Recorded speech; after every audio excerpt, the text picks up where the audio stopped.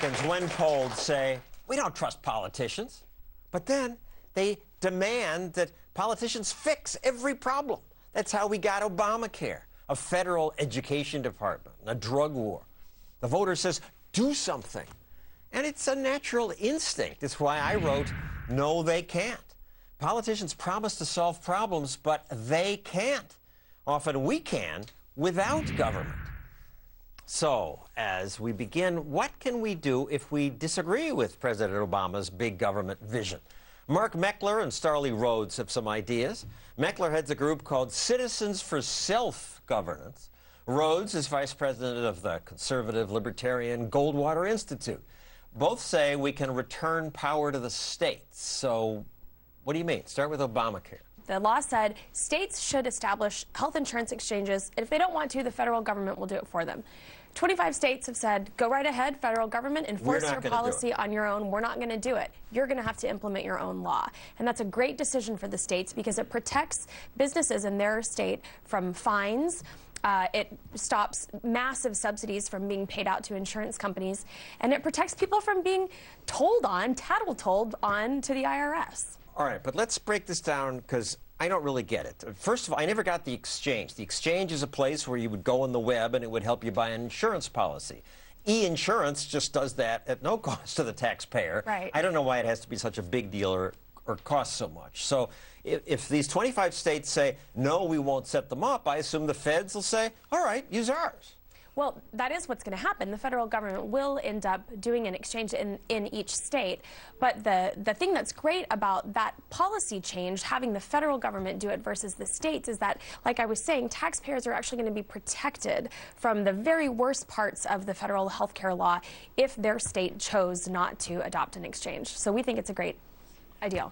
Because the federal government under the law can't fine you if you the $2,000 or whatever it is if you don't join up. That's right. That has to be a state doing it? In the federal law, when it was written, Congress did not give the federal government the authority to assess the penalties on businesses for noncompliance. It also did not give the federal government the authority to subsidize private insurance companies. So without subsidies to insurance companies to take people that they wouldn't normally take, and without fines on businesses who refuse to comply with the law, where is the law? It's nowhere. And Mark, your group wants to go farther. We've proposed something called the Healthcare Compact. It's an agreement between 2 or more states. We have 7 states that have now passed it. That means their legislatures have voted Legislatures voted for it, and the governor signed it into law. And ultimately, that will be presented to Congress. And if approved by Congress, it gives those states total authority for health care in their states, including makes all the money come back from the federal governments to the states. So this is a way for states to say, we can do a better job. We're closer to the people. And we think that's a good approach across the board, not just in health care. Right now, the states have almost no flexibility. They have to cover this and this and this, whatever Obamacare dictates. Right.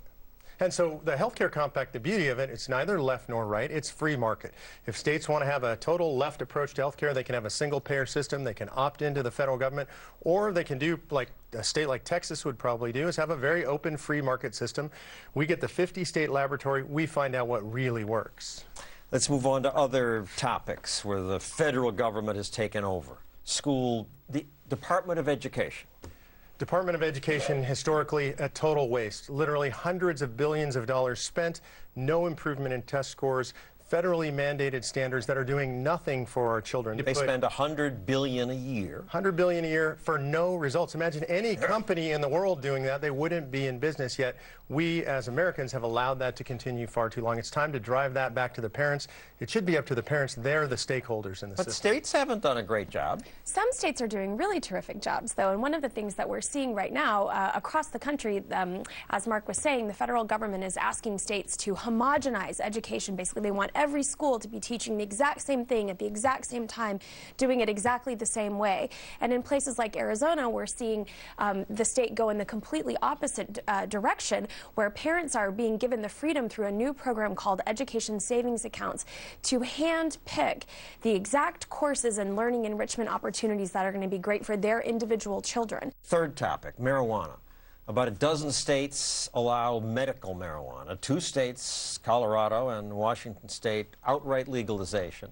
But the feds keep running raids. President Obama, though he admits he smoked and got high, that was the point, as he said, now he's locking people up for doing what he did. And it's outrageous. I mean, he thinks that's funny, that he got away with it, and it's ruining other people's lives. The federal government should have never been involved in this area. Wait, so what's ruining other people's lives? The fact they're getting locked up, they're getting thrown in jail. Not the marijuana. They're being prosecuted for the things that he did. He thinks that's funny, and he's in charge of making sure those prosecutions go forward. The reality is the federal government should have no involvement in this. At best, it should be at the state level. Let the states who represent the people best make those decisions on their own. He did also, the president did also say recently that he has, quote, bigger fish to fry than people smoking a joint in Colorado. So we'll see how much energy the federal government puts into the But it's policy. not a good way to govern that you might be arrested for anything and you just hope they don't have the energy to get to your thing. You know what I would argue it is for those in power, that's the perfect way to govern. What they want is they want to create a nation of criminals. There's unsurety about who will be prosecuted. That gives the government the ultimate power. They do it not only with marijuana and drug policy, but in all areas of the law. We have so much over-criminalization, it's creating problems for all of us. All right, let's talk about guns. Since the Connecticut school shooting, there's this new drive for federal gun control. At the inauguration, Kennedy found people very enthusiastic about that. Guns need to go away. What about the First Amendment? Should we do away with that? Get rid of that Piers Morgan? First Amendment should not be gone away with, no. We can't pick and choose. Yes, we can pick and choose. Fourth Amendment, done. No, Seventh, out of here. No, the fourth stays. That's search and seizure. I like the fourth, and I like fifth. All right, well, I like them all. Yeah, well, I don't like the second, so the second can go away. It's not a buffet, though. Guns can go away, okay? So this is an educated woman. She knew what the Fourth Amendment was, and yet she'll throw out the second. Yeah, these are people with a fundamental misunderstanding of our Constitution, how our country works, the meaning of the Second Amendment. The Second Amendment was designed to protect us against government tyranny. That is somebody who is in support, ultimately, of government tyranny. But she picks and chooses her tyrannies. That's typical.